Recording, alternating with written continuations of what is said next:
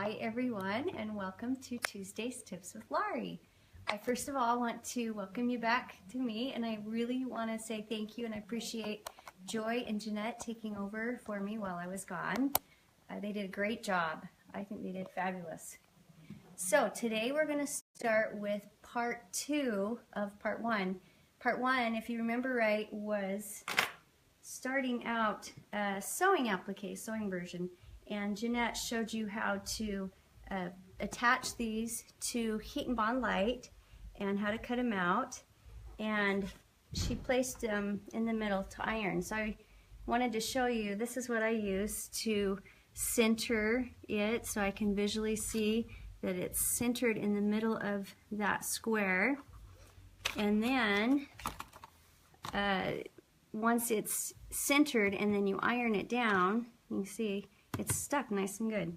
So what we're going to do is come to the sewing machine now, and I'm going to show you a few of the techniques that I like to do and use when I'm stitching around these to hold down the applique. I like to use, and you can choose any stitch that you want really. I'm going to show two basic ones. The first one I'm going to show is zigzag, and it's just a simple zigzag, and I can show you a technique of how to find that very corner and make it right to the very edge, and then make those tight curves and make everything work out. And the blanket stitch, which is another very common stitch. I don't know if you can see on the machine here. This is what the blanket stitch looks like. It's this stitch right along here. It's a line, a main line with a catch. It stitches in and catches. The reason I like this one, it catches really well. The zigzag is a really quick one to do.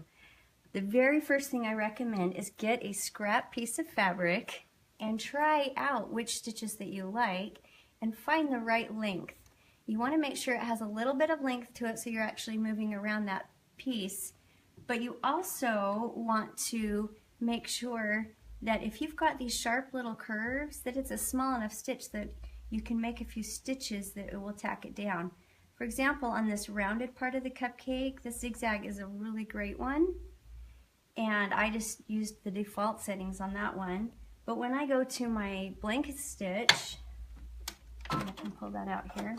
When I go to the blanket stitch and I'm moving around these tiny little areas, you're going to want to change the stitch length. I don't like it coming in quite so far, and I like it not too far apart of stitches. So I set mine at 2.5 on the length and 2 millimeters on the width.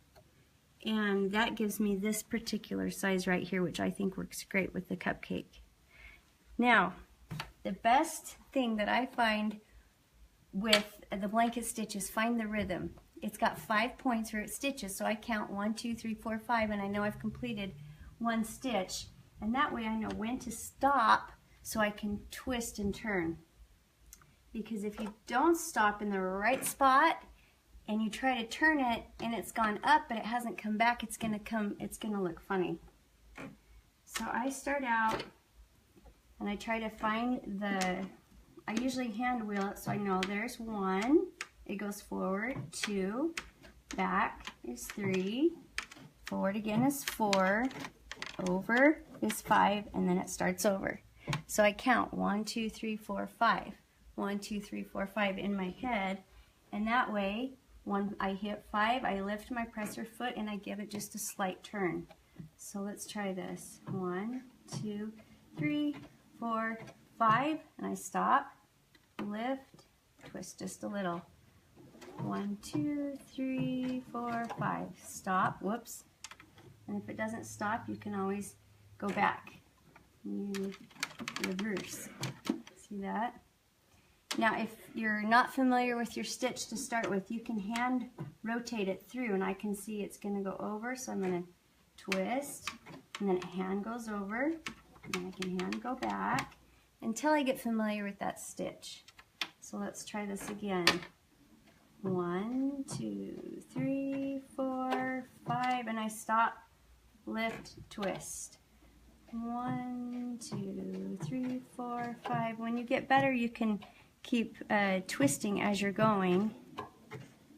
And I like to stop when it's on number 5, and then I twist.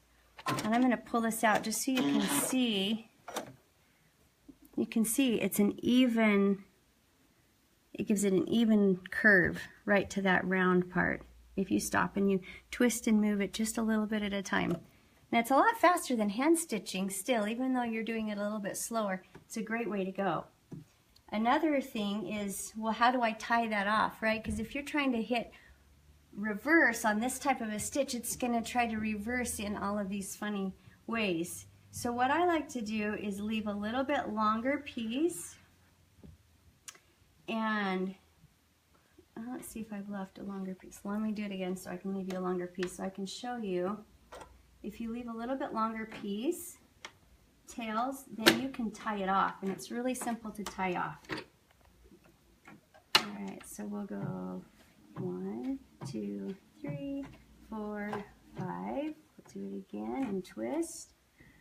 1, 2, 3, 4, 5.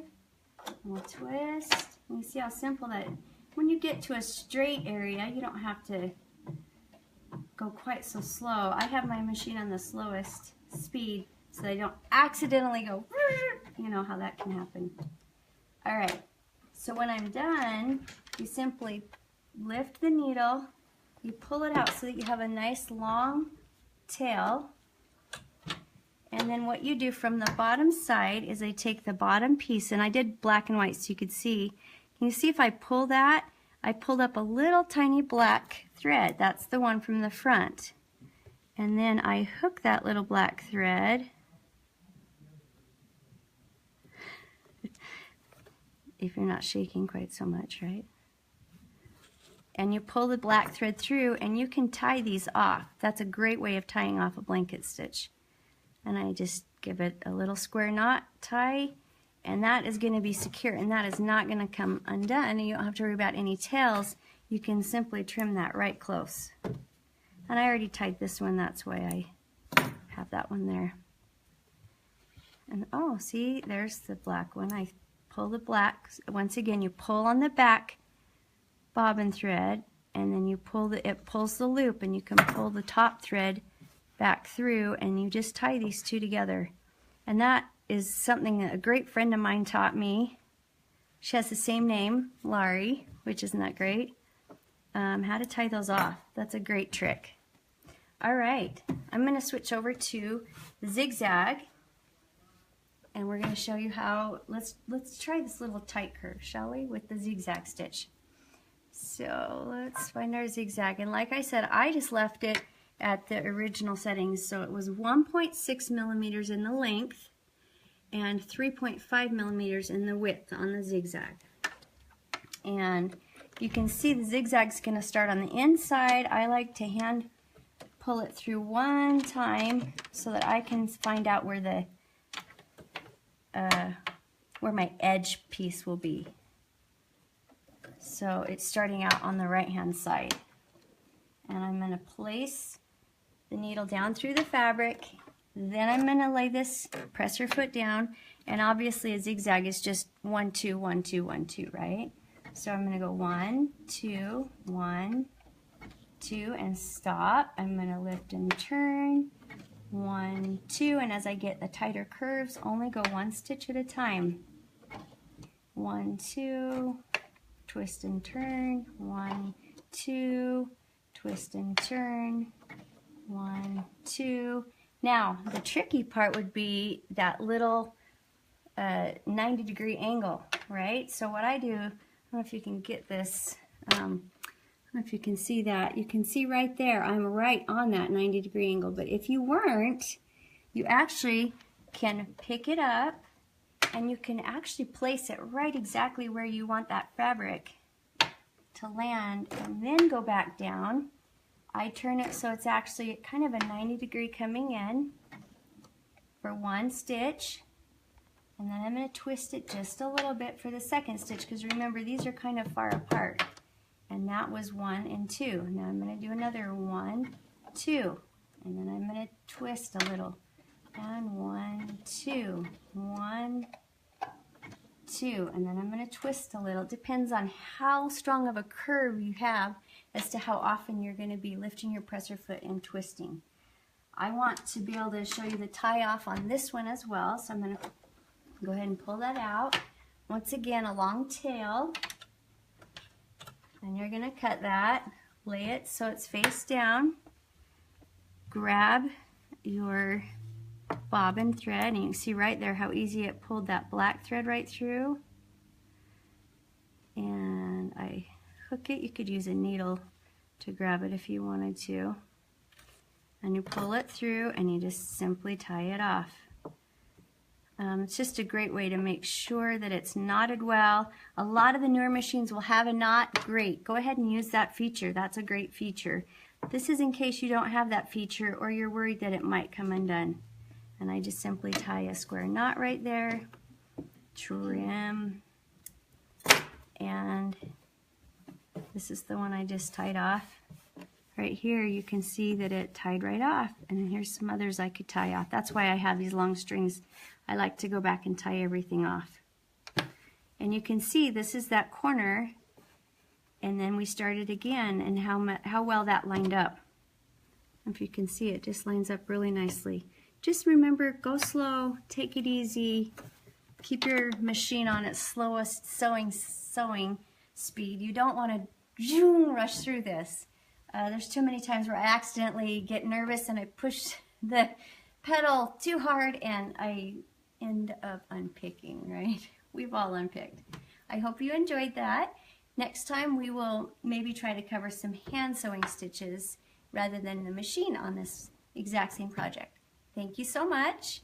And once again, this was the sewing version of our Hello Sunshine. And there is also an embroidery version if you'd like. Thank you so much for tuning in. We'll see you next week.